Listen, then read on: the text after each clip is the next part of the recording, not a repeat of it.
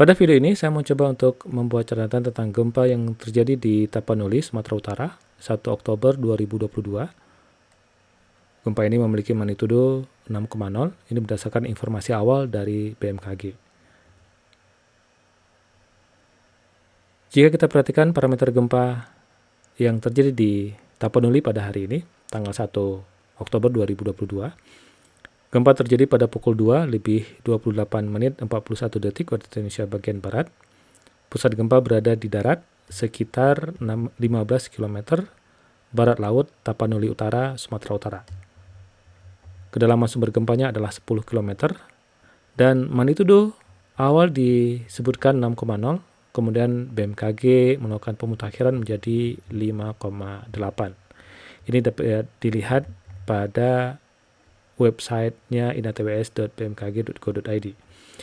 Gempa ini terpicu oleh sesar geser. Ini adalah merupakan simbol dari mekanisme fokus kejadian gempa di Tapanuli yang memperlihatkan gempa bergerak secara mendatar atau geser pada zona sesar besar Sumatera atau Sumatran Fault Zone. Kejadian gempa di Tapanuli sampai dengan Sabtu 1 Oktober 2022 pukul 6 lebih 59 menit waktu Indonesia bagian Barat, setidaknya terjadi 53 gempa susulan. Ini berdasarkan data yang dirilis oleh BMKG. Kemudian 2 gempa susulan memiliki magnitudo lebih daripada 5, yaitu magnitudo 5,3 dan 5,1. Ini merupakan sebaran gempa susulan yang terjadi setelah gempa utama 5,8 yang terjadi pada pukul 2 dini hari. Dan kejadian gempa ini tergolong gempa yang merusak. Berdasarkan laporan ada beberapa rumah yang rusak dan juga beberapa bangunan juga mengalami kerusakan.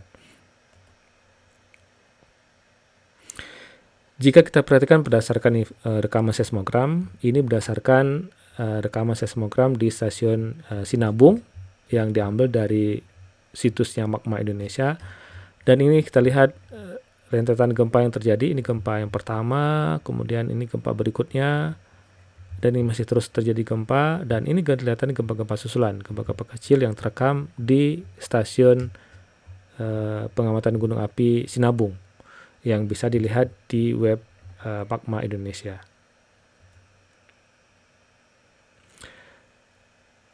Jika kita perhatikan dari mekanisme fokus bahwa gempa ini jelas terpicu oleh sesar aktif yang ada di darat, dan jika kita mengacu pada peta bahaya gempa Indonesia atau dari buku peta bahaya gempa Indonesia, maka kita akan menemukan segmen Renun di sana dan juga segmen Toru. Kedua segmen ini adalah merupakan bagian dari zona sesar Sumatera. Nah, jika kita lihat sebaran kegempaan, ini kelihatannya berada di ujung segmen Renun. Ya, ini segmen Renun. Jadi sebaran gempa atau gempanya terjadi di ujung dari segmen Renun yang merupakan bagian dari zona sesar Sumatera. Tentunya ini masih butuh analisis lebih lanjut atau butuh relokasi atau analisis seismologi lebih lanjut untuk melihat sebaran hipocenter atau epicenter gempa secara lebih baik. Berdasarkan catatan kejadian gempa masa lalu, segmen Renun pernah terjadi gempa pada tahun 1921, 1984, dan 1987 dengan magnitudo lebih daripada 6. Ini merupakan catatan sebaran gempa yang pernah terjadi di zona sesar Sumatera, dan kita perhatikan inilah segmen Renun dan beberapa gempa. Setidaknya ada 3 gempa, 6,8, 6,4, dan 6,6 yang terjadi pada masa lalu. Tentunya gempa yang terjadi 5,8 kalau kita perhatikan pada masa lalu itu belum memberikan satu perulangan gempa, dalam artian masih ada energi yang tersimpan. Kalau kita perhatikan di sini ada 6,8, 6,4, dan 6,6.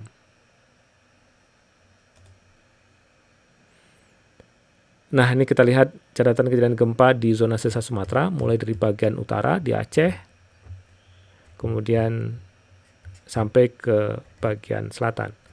Nah, ini beberapa gempa yang terjadi dalam kurun waktu 10 tahun terakhir, seperti gempa yang terjadi di Pidijaya, kemudian ini yang terjadi di Takengon atau di Gayo, dan ini yang terjadi di Pasaman beberapa waktu yang lalu, dan ini yang terjadi di bagian di zona sesar Sumatera. Dan selain itu ada beberapa gempa yang juga merusak yang terjadi pada masa lalu.